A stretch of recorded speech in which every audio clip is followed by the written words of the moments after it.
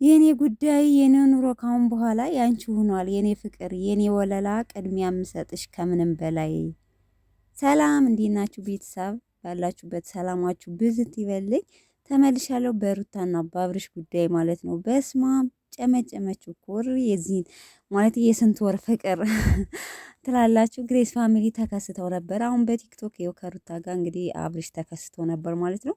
በነገራችን ላይ እንኳንም ታረቃችሁ። ምክንያቱም ያው የምትታወቁት አብርሽ የሚታወቀው በሩታ ነው፣ ሩታ የምትታወቀው በአብርሽ ስለሆነ አብረው ነው እንዲሆኑ የሚፈለገው። እኔ ብዙ ጊዜ እንኳን አልሰራባቸውም እውነት ለመናገር እና ሰው የሚወዳቸው አብረው እንዲሆኑ ነው። እና እንኳንም ታረቃችሁ። ዙሮ ድራማው ተጠናቋል። በጣም ደስ ይላል። ተከታታይ ድራማ አሪፍ ድራማ ነበረ እና ያው ቁም ነገርም ባይኖረው ብቻ አንዳንድ ቦታ ላይ ትምህርት አዘል ነገር አለውና ያው ተመልካች ሩታም ታሳዝን ነበር፣ አብርሽም አንዳንድ ፓርት ላይ ከሚሰሩት ቪዲዮ ላይ እያሳዝን ነበር። ሰው በጥቅሉ ጋሼ እንግዲህ አስታርቋቸው ቆይቶታል እና በጣም ደስ ይላል።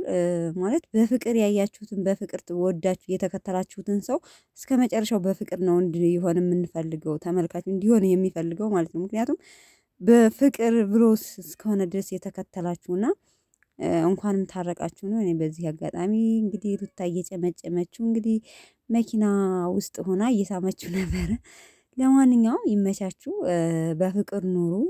ደግሞ ትክክለኛ ባልና ሚስት ናቸው። እኔ በነገራችን ላይ በሚዲያ ብቻ ይመስለኝ ነበረ፣ ግን አብርሽ ትክክለኛ ሚስቱ ሩታ ናት። ድራማ ነው በጥቅሉ እስካሁን ሲሰሩብን የነበረው እንጂ ተጣልተው ምናምን እንዳልሆነ አንዳንድ ከካሜራ ጀርባ እየቀረበ ነበር፣ ዩቲዩብ ላይም ቲክቶክ ላይም እየተቆረጠ ማለት ነው። እና ለማንኛውም በመታረቃቸው ያው ብዙ ተመልካች ደስ እንደሚለው እርግጠኛ ነኝ። እንግዲህ ፍቅርም ከራሷ ከአንድ ጓደኛ አላት ከሱ ጋር ብትመለስ የተሻለ ነው። ምክንያቱም ሰው ወዶ ፈቅዶ የሚከተላችሁ በፍቅር ስትሆኑ ነው። እና ወደፊት በፍቅር ኑሮ ላለው ለማንኛውም ይመቻችሁ ሩታና አብርሽ ማለት ነው። ቤተሰብ ቪዲዮን ላይክ እያደረጋችሁ የሩታና የአብርሽ እስኪ ወዳጆች ካሁን በኋላ እንግዲህ በሩታና በአብርሽም ለመምጣት ሞክራለሁ ማለት ነው።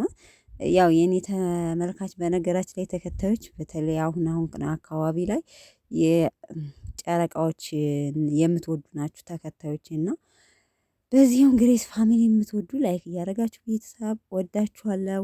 በሌላ ቪዲዮ እስከምንገናኝ ድረስ ባላችሁበት ሰላማችሁ ብዝት በልኝ። የሰው ልጅ ሰላም ዋናው ማለት ለሰው ልጅ ሰላም ነውና ሰላማችሁ ብዝት ይበልልኝ።